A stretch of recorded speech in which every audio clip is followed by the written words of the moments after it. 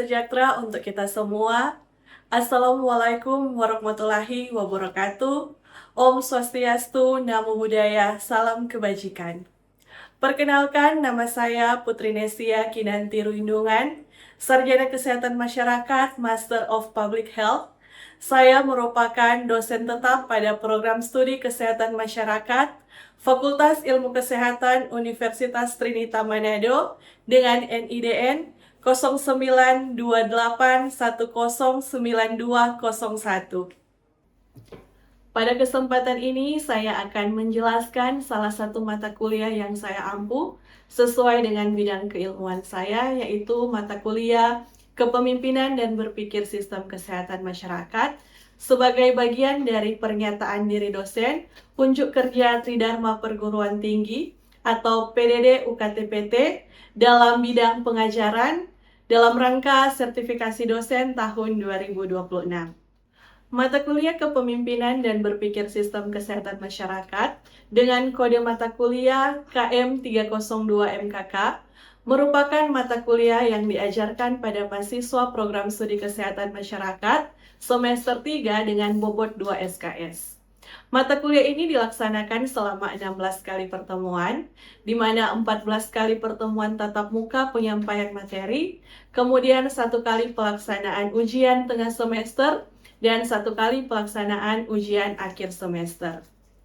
Mata kuliah Kepemimpinan dan Berpikir Sistem Kesehatan Masyarakat ini merupakan mata kuliah yang membekali mahasiswa dengan pengetahuan, keterampilan, dan sikap dalam memahami apa yang menjadi konsep kepemimpinan, serta menerapkan pendekatan berpikir sistem untuk menganalisis dan menyelesaikan berbagai permasalahan kesehatan masyarakat.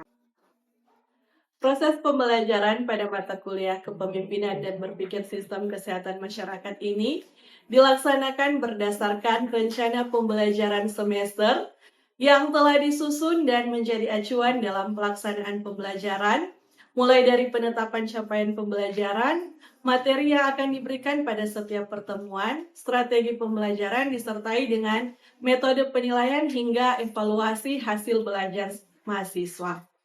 Adapun capaian pembelajaran lulusan program studi kesehatan masyarakat yang mendukung mata kuliah ini meliputi CPL 1 menunjukkan sikap bertanggung jawab atas pekerjaan di bidang keahliannya secara mandiri.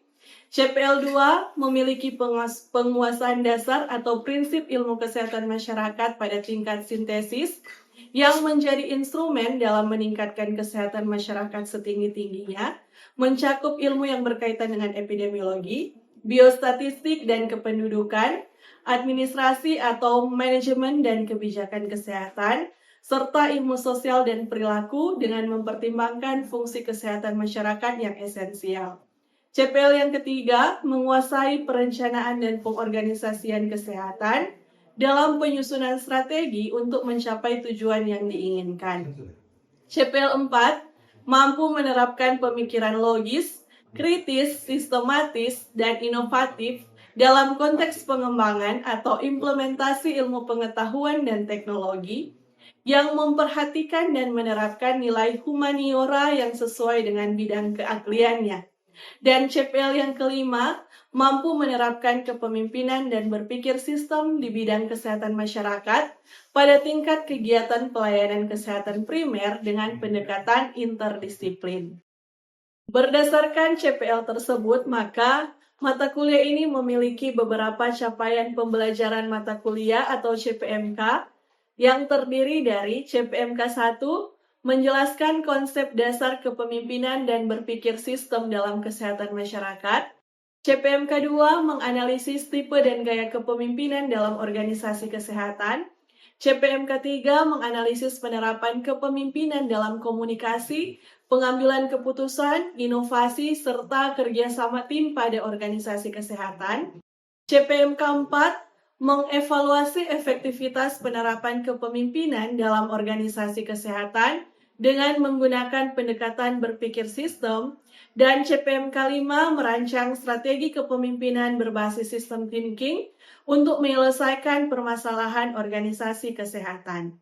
Selanjutnya yang menjadi materi pembelajaran dalam mata kuliah ini yaitu konsep berpikir sistem dalam kesehatan masyarakat, konsep pemimpin dan kepemimpinan, tipe dan gaya kepemimpinan dalam organisasi kesehatan masyarakat, komunikasi efektif dalam organisasi kesehatan, pengambilan keputusan dalam organisasi kesehatan, motivasi sebagai fungsi kepemimpinan, kerjasama tim dan kolaborasi lintas sektor, manajemen konflik melalui pendekatan kepemimpinan, manajemen perubahan organisasi, kepemimpinan strategis dalam organisasi pelayanan kesehatan, pemimpinan pada pelayanan kesehatan primer, evaluasi studi kasus kepemimpinan pelayanan kesehatan primer, penyusunan strategi kepemimpinan berdasarkan analisis masalah organisasi, dan penyusunan rekomendasi strategi kepemimpinan berbasis sistem thinking.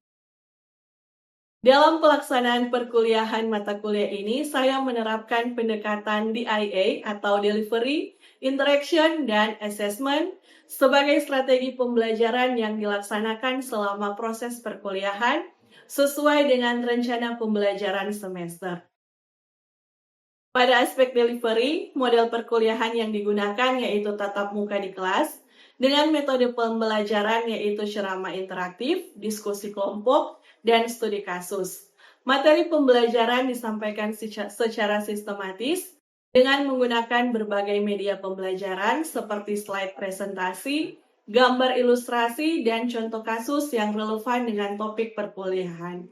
Setiap pertemuan diawali dengan pertanyaan apersepsi, penyampaian tujuan pembelajaran, pengaitan materi dengan topik sebelumnya, dan menyampaikan materi inti kepada mahasiswa. Kemudian pada aspek interaction, saya mengawali setiap pertemuan dengan memberikan pertanyaan apersepsi untuk membangun interaksi, sekaligus menghubungkan pengetahuan awal mahasiswa terkait materi yang akan dipelajari. Kemudian selanjutnya saya menerapkan pembelajaran yang berpusat pada mahasiswa melalui diskusi kelompok, tanya jawab, presentasi, menyelesaikan studi kasus, dan pembelajaran berbasis masalah. Kemudian pada aspek asesmen, penilaian dilakukan melalui berbagai teknik penilaian, yaitu yang pertama kehadiran mahasiswa dalam kegiatan perkuliahan dengan bobot 10%, kemudian tugas, baik tugas individu dengan bobot 10% maupun tugas kelompok dengan bobot 10%, serta evaluasi sumatif melalui ujian tengah semester dengan bobot 30%, dan ujian akhir semester dengan bobot 40%. Penilaian ini dia tidak hanya difokuskan pada aspek pengetahuan saja, tetapi juga mencakup keterampilan, sikap, berkomunikasi, kolaborasi dalam mengikuti proses pembelajaran. Selanjutnya, saya akan menampilkan cuplikan proses pembelajaran pada mata kuliah kepemimpinan dan berpikir sistem kesehatan masyarakat. Selamat menyaksikan dan terima kasih. Selamat siang semua. Salam sejahtera untuk kita semua. Assalamualaikum warahmatullahi wabarakatuh. Apa kabar hari ini? Selamat semangat untuk mengikuti kegiatan perkuliahan hari ini. Sekarang semua tentunya ada dalam keadaan yang sehat dan pastinya ada dalam keadaan yang penuh semangatnya untuk mengikuti kegiatan perkuliahan hari ini. Nah, hari ini kita masuk pada pertemuan yang ketiga untuk mata kuliah kepemimpinan dan berpikir sistem kesehatan masyarakat. Dan hari ini kita akan membahas tentang tipe dan gaya kepemimpinan dalam bidang kesehatan masyarakat. Namun sebelum itu ada baiknya sebelum kegiatan perkuliahan kita dimulai, kita akan buka dengan doa terlebih dahulu. Dipersilakan satu orang yang bersedia untuk menyampaikan doa. Siapa? Silakan Anji. Oke, sebelum kita masuk dalam materi hari ini, terlebih dahulu saya akan mengambil presensi. Semua hadir hari ini. Hadir semuanya, juga lihat semua hadir ya, ada 11 orang yang hadir dalam kegiatan perkuliahan hari ini. Untuk tim presensi Essential Group, silakan mengisi tim presensi hari ini di ICT. Oke, sudah semua? Oke, jadi sama-sama seperti yang sudah disampaikan tadi bahwa hari ini kita masuk pada pertemuan yang ketiga untuk mata kuliah Kepemimpinan dan Berpikir Sistem Kesehatan Masyarakat, di mana hari ini kita akan membahas materi tentang tipe dan gaya kepemimpinan dalam kesehatan masyarakat. Yang menjadi tujuan pembelajaran dalam mata kuliah ini, terlebih tujuan pembelajaran untuk materi hari ini yaitu ada 4. Yang pertama, menjelaskan konsep dasar, tipe dan gaya kepemimpinan. Kemudian tujuan pembelajaran yang kedua yaitu membedakan karakteristik berbagai tipe dan gaya kepemimpinan. Kemudian tujuan yang ketiga yaitu menganalisis penerapan tipe dan gaya kepemimpinan dalam organisasi kesehatan masyarakat. Dan yang keempat, menentukan gaya kepemimpinan yang tepat dalam menyelesaikan suatu kasus dengan menggunakan pendekatan berpikir sistem. Jadi itu 4 tujuan pembelajaran. Saya ingin mengajak kembali untuk mengingat kembali terkait materi yang sudah kita pelajari di minggu yang lalu. Minggu yang lalu kita belajar tentang konsep dasar pemimpin dan kepemimpinan. Adakah yang masih ingat apa yang menjadi perbedaan antara pemimpin dan kepemimpinan? Ya, silakan Min Soraya bisa. Menurut saya, kalau pemimpin adalah orangnya sedangkan kepemimpinan adalah cara memimpin. Oke, jadi pemimpin berbicara tentang orang, sedangkan kepemimpinan berbicara tentang cara memimpin. Bagus. Ada lagi yang ingin memberikan pendapat? Ada lagi? Silakan. Pemimpin adalah seseorang yang memiliki jabatan, sedangkan kepemimpinan adalah kemampuan mengalami orang lain. Ya, terima kasih. Ya, sama seperti yang sudah kalian sampaikan. Ketika berbicara tentang pemimpin dan kepemimpinan, sebenarnya ini dua hal yang berbeda. Kalau pemimpin, dia lebih kepada individu atau seseorang yang diberikan tanggung jawab untuk menjadi seorang pemimpin yang mampu mengarahkan, memberikan motivasi dan sebagainya. Tetapi kalau berbicara tentang kepemimpinan ini berkaitan dengan kemampuan yang dimiliki oleh seorang pemimpin untuk mengarahkan, memotivasi, mengajak, mendorong, bahkan untuk mencapai apa yang menjadi tujuan dari organisasi. Teman-teman sekalian untuk memperhatikan ilustrasi yang ada di slide. Nah, dalam ilustrasi tersebut kita boleh lihat bahwa di sini ada 2 puskesmas yang berbeda. Di mana 2 puskesmas ini dia terletak di kabupaten yang sama. Dengan jumlah tenaga kesehatan yang hampir sama, kemudian penggunaan tenaga utama, selanjutnya melayani masyarakat dengan karakteristik yang tidak jauh berbeda. Tetapi yang menjadi perbedaan di sini yaitu terkait program yang dilaksanakan oleh puskesmas ini. Apa yang membedakan, yang menyebabkan kasusnya seperti itu? Yang disebutkan, jawabannya silakan. Baik, terima kasih Inci. Kalau aku mau lihat dari perbedaannya, sangat berbeda mungkin dari fasilitas puskesmasnya sangat berbeda sekali. Itu menurut aku pendapat Inci. Oke, terima kasih Abdul. Terima kasih untuk pendapatnya. Yang memang benar, fasilitas atau sarana dan prasarana kalau seringkali mempengaruhi kualitas dari pelayanan kesehatan. Ada lagi? Silakan, Sylvia. Kalau menurut saya mungkin karena kemampuan kepala puskesmas dalam menentukan kesehatan. Oke, berkaitan dengan kemampuan puskesmas dalam memimpin puskesmas tersebut. Kita masuk pada inti pembelajaran kita hari ini yaitu berkaitan dengan tipe kepemimpinan.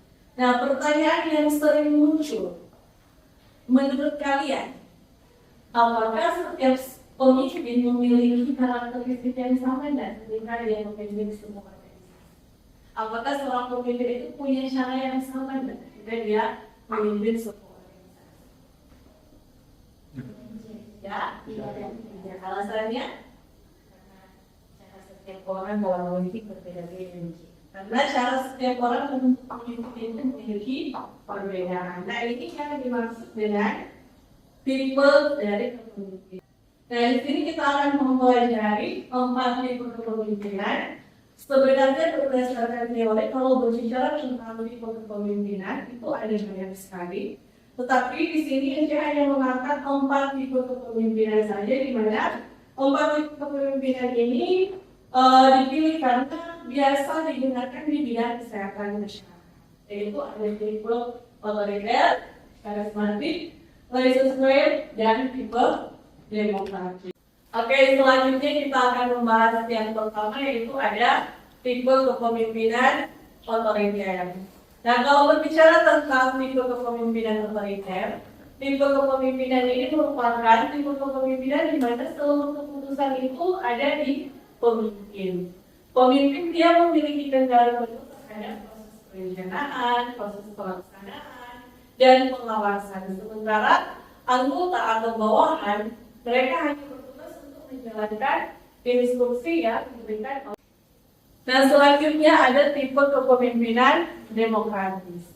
Saya ingin bertanya, apabila kalian menjadi kepala puskesmas, nah ketika kalian akan menyusun program gizi misalnya, program penanggulangan stunting, apakah program tersebut hanya kalian sendiri yang akan menyusun? Tidak. Akan melibatkan siapa saja? Ya, melibatkan lagi. Melibatkan ahli gizi, ada lagi. Melibatkan kader posyandu. Ada lagi. Melibatkan pemerintah desa. Jadi ada berbagai stakeholder yang akan diikutsertakan dalam penyusunan program tersebut. Karena tidak mungkin seorang kepala puskesmas secara sendiri, secara individu menyusun suatu program. Nah, penerapan ini yang akan disebut dengan tipe kepemimpinan demokratis. Di mana dalam tipe kepemimpinan demokratis ini, pemimpin dia melibatkan semua anggota dalam proses pengambilan keputusan atau dalam menyusun suatu program dengan cara dia melakukan diskusi, mendengar pendapat, dan tentunya menghargai setiap ide serta masukan yang disampaikan. Yang ketiga yaitu tipe kepemimpinan laissez-faire, di mana kalau berbicara tentang tipe kepemimpinan laissez-faire ini, dia berkaitan dengan seorang pemimpin dia memberikan kebebasan atau dia mempercayakan semua tim untuk melaksanakan tugas tanggung jawabnya. Dia memberikan kebebasan secara penuh kepada semua tim untuk bisa menyelesaikan pekerjaannya tanpa intervensi dari pemimpin. Selanjutnya, tipe kepemimpinan yang terakhir itu ada tipe kepemimpinan karismatik. Nah, kalau berbicara tentang tipe kepemimpinan karismatik, menurut kalian apa yang dimaksud dengan pemimpin karismatik? Ada yang pernah dengar tentang pemimpin karismatik atau tipe kepemimpinan karismatik ini? Pimpinan yang mempunyai inspirasi. Pimpinan yang mempunyai inspirasi. Ada lagi? Pemimpin yang mampu menginspirasi. Tak benar sekali. Berbicara tentang tipe kepemimpinan karismatik, ini berkaitan dengan seorang pemimpin yang mempunyai kemampuan untuk mempengaruhi orang lain, dia punya kemampuan untuk menginspirasi orang lain, dia punya kemampuan untuk mengayomi orang lain, dia bersifat integritas, punya komunikasi yang baik, dan tentunya dia punya visi yang jelas untuk membawa organisasi kesehatan ini mencapai apa yang menjadi tujuan. Nah, di sini kita akan mempelajari 4 gaya kepemimpinan, di mana yang pertama itu ada gaya kepemimpinan transformasional, kemudian ada gaya kepemimpinan transaksional, dan yang ketiga itu ada gaya kepemimpinan situasional, dan yang keempat gaya kepemimpinan servant leadership. Nah, yang pertama kita akan membahas terkait gaya kepemimpinan transformasional. Nah, gaya kepemimpinan transformasional di sini dikatakan sebagai seorang pemimpin yang mampu menginspirasi, seorang pemimpin yang mampu mengubah cara berpikir anggota sehingga mereka bersedia untuk bekerja mencapai apa yang menjadi target dari organisasi. Nah, selanjutnya kita masuk pada gaya kepemimpinan transaksional. Siapa di sini yang pernah mendengar istilah reward atau punishment? Nah, kalau berbicara tentang reward itu berkaitan dengan apa? penghargaan, Kalau punishment, pemberian atau sanksi. Nah, kalau berbicara tentang gaya kepemimpinan transaksional, dia berkaitan dengan reward maupun punishment. Ini merupakan gaya kepemimpinan di mana adanya hubungan antara pemimpin dan bawahan yang didasarkan pada adanya kesepakatan mengenai target, penghargaan, dan evaluasi. Masuk pada gaya kepemimpinan situasional. Nah, berbicara tentang gaya kepemimpinan situasional, ini merupakan gaya kepemimpinan yang menyesuaikan perilaku pemimpin dengan tingkat kesiapan atau kematangan anggota dalam melaksanakan tugas. Nah, gaya kepemimpinan yang keempat, ada gaya kepemimpinan servant leadership atau kepemimpinan yang melayani. Nah, gaya kepemimpinan servant leadership di sini dia merupakan gaya kepemimpinan yang menempatkan pemimpin itu sebagai pelayan. Nah, menerapkan seluruh konsep dari tipe dan gaya kepemimpinan ini melalui case-based learning atau kalian akan melakukan analisis atau ada studi kasus yang diberikan dan akan dibagi dalam dua kelompok. Masing-masing kelompok sebenarnya akan melakukan analisis terhadap kasus yang sama dan menjawab pertanyaan-pertanyaan yang berbeda. Kelompok satu sebagiannya, kelompok dua seperti ini. Menurut kalian tipe kepemimpinan apa yang paling cocok? Menurut kami memilih tipe kepemimpinan psikokaris. Alasannya karena pemimpin perlu melibatkan seluruh tenaga kesehatan, kader, pemerintah desa dan masyarakat dalam menyusun solusi. Dan tipe kepemimpinan yang selanjutnya kelompok 2 dari hasil diskusi menurut kelompok gaya kepemimpinan apa yang paling sesuai untuk diterapkan? Kalau dari kami kelompok 2C, kami memilih gaya kepemimpinan transformasional. Kenapa kelompok memilih gaya kepemimpinan transformasional? Alasannya itu karena kondisi organisasi memberikan motivasi, perubahan budaya kerja, dan inovasi pelayanan. Jawaban yang sangat baik. Nah, selain memberikan motivasi, apalagi yang perlu dilakukan oleh pemimpin yang menerapkan gaya kepemimpinan transformasional ini? Pemimpin harus menjadi teladan, mendorong inovasi, memberikan inspirasi, dan mengembangkan potensi anggota. Yang baik sekali. Selanjutnya, oke, baik, waktu diskusi sudah selesai. Sekarang saya persilakan kelompok 1 untuk mempresentasikan hasil diskusi kalian. Baik, terima kasih. Menurut kelompok kami, terdapat beberapa akar masalah, yaitu rendahnya koordinasi antara tenaga kesehatan, menurunnya motivasi pegawai, kurang optimalnya supervisi, serta tidaknya dukungan lintas sektor. Untuk mengatasi masalah tersebut, kami memilih tipe kepemimpinan demokratis agar semua pemangku kepentingan dapat terlihat dalam proses pengambilan keputusan. Namun pada kondisi darurat, pemimpin tetap harus mengambil keputusan secara. Oke, terima kasih kelompok presentasi yang sangat baik. Oke, baik, sebelum kita simpulkan hasil perkuliahan kita hari ini, saya ingin membuka kesempatan apabila ada masukan atau ada pertanyaan kepada dua kelompok, baik kelompok 1 maupun kelompok 2. Dipersilakan. Ya. Menurut kami kelompok 1, selain gaya transformasional, pemimpin juga dapat menerapkan servant leadership agar hubungan antara pimpinan dan tenaga kesehatan menjadi lebih. Jadi menerapkan servant leadership agar supaya hubungan antara pimpinan dan tenaga kesehatan menjadi lebih baik. Terima kasih kelompok atas masukannya, pendapat yang sangat. Tentunya saya sangat mengapresiasi ya keaktifan kalian dalam diskusi tadi. Saya melihat bahwa sebagian besar sudah bisa menghubungkan apa yang kita pelajari hari ini terkait tipe dan gaya kepemimpinan dengan permasalahan nyata di lapangan. Nah, sebelum kita menutup materi hari ini, kita simpulkan materi yang telah kita pelajari. Pada pertemuan ini kita telah memahami bahwa Kepemimpinan dia merupakan proses mempengaruhi orang lain untuk mencapai tujuan bersama. Kemudian tipe kepemimpinan dia menggambarkan karakter dasar seorang pemimpin. Sedangkan gaya kepemimpinan itu merupakan cara pemimpin berinteraksi dan menyesuaikan diri dengan situasi. Kemudian yang ketiga, tidak ada satu tipe atau gaya kepemimpinan yang paling baik untuk semua kondisi.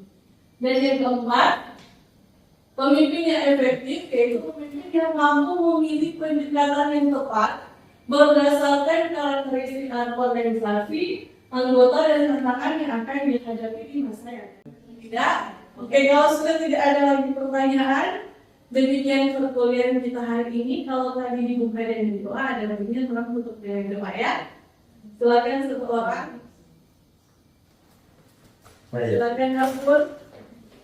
Teman-teman, sebelum kita pulang, marilah kita berdoa menurut agama. Karena nanti dia akan transformasi. Izinkan saya berdoa sesuai agama saya yang beragama Islam. Mari kita berdoa. Berdoa mulai. Berdoa selesai. Oke, terima kasih Abdul.